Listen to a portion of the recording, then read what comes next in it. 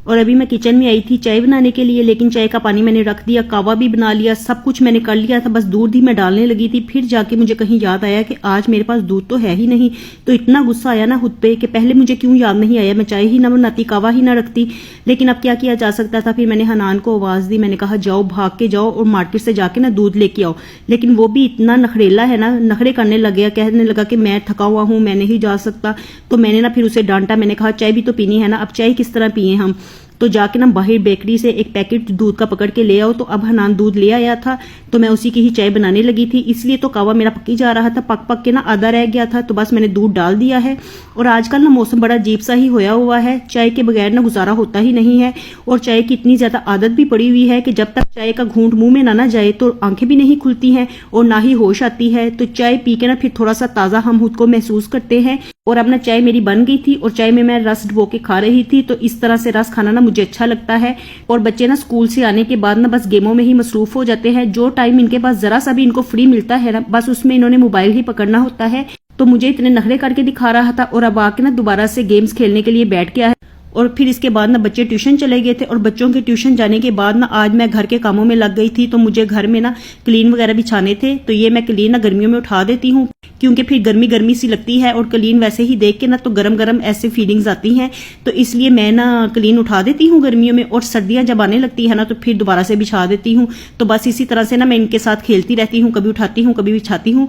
तो आज ना मैंने इनको बिछा दिया है। मैंने सोचा कि बच्चे ना इस तरह पाँव जमीन पे रख के यहाँ पे बैठते हैं ना टीवी देखने के लिए, तो फिर सर्दी उनको चढ़ती है और इस तरह से वो बीमार हो जाते हैं। तो बच्चों को सर्दी से बचाने के लिए ये काम मैंने किया है।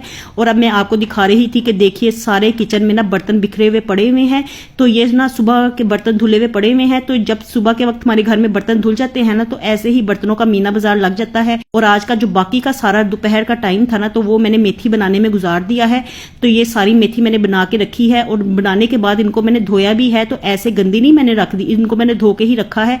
और कल जब मैं रीबा की चीजें लेने के लिए मार्केट गई थी ना, तो वहां से ये कप्स लेके आई थी। तो इसका कलर मुझे इतना ज्यादा प्यारा लग रहा था, तो ये घर के लिए मैंने फिर कप्स ले लिए थे। घर के लिए क्या लिए थे, अपने लिए लिए थे, क्योंकि सोने सोने कपों में ना चाय पीना मुझे बड़ा अच्छा लगता है।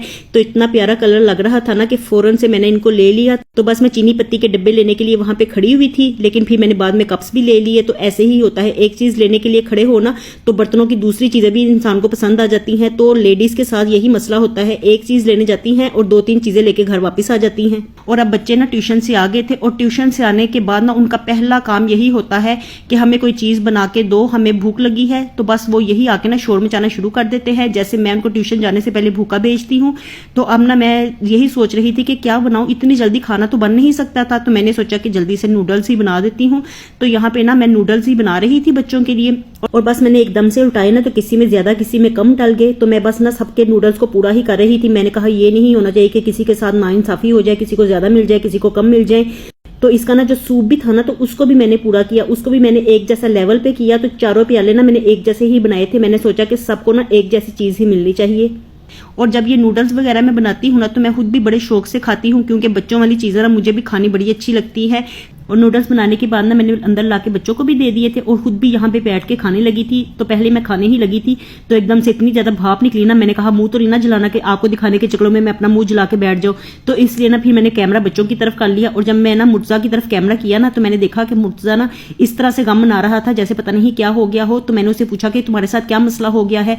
तो वो यही कह रहा था मुझे कि मैं गेम हार गया हूं। तो देखिए वो किस तरह से गेम हारने का दुख मना रहा है।